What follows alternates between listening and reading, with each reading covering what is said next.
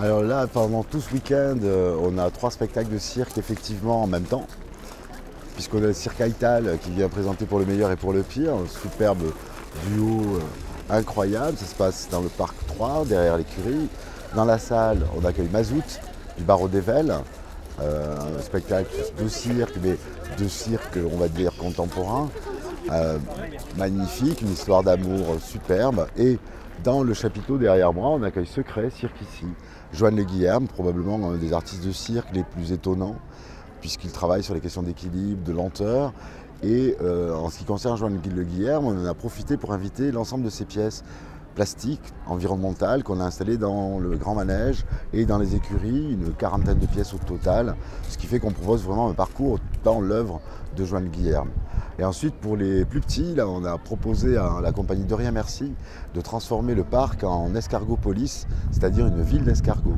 Et avec la complicité des classes de toute l'agglomération d'Annecy, ils ont fabriqué 700 escargots en plâtre, des univers qui se déploient sur 300 mètres, tout le parc, et ils mettent en scène 900 escargots, tout en racontant une histoire évidemment sur les escargots.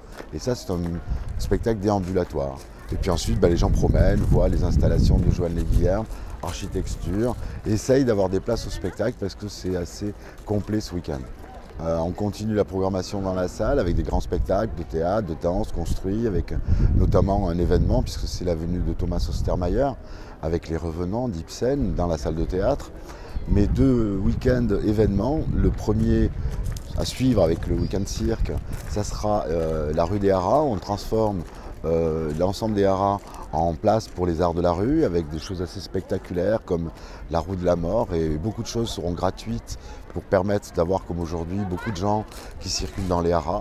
Et enfin, dernier week-end, le dernier acte que nous ferons ici dans les haras, ça sera la fête du poisson, le feu de la Saint-Jean, le 24 juin. Et là, les ateliers ont déjà démarré. On est en train de construire un poisson qui fera 9 mètres de longueur sur 3 mètres de hauteur, en bois et à osier, avec la complicité des habitants, des associations, d'un peu tout le monde. Et on le brûlera sur la place publique des haras le 24 juin. Et on finira par une illumination des haras et un grand bal concert pour tout le monde.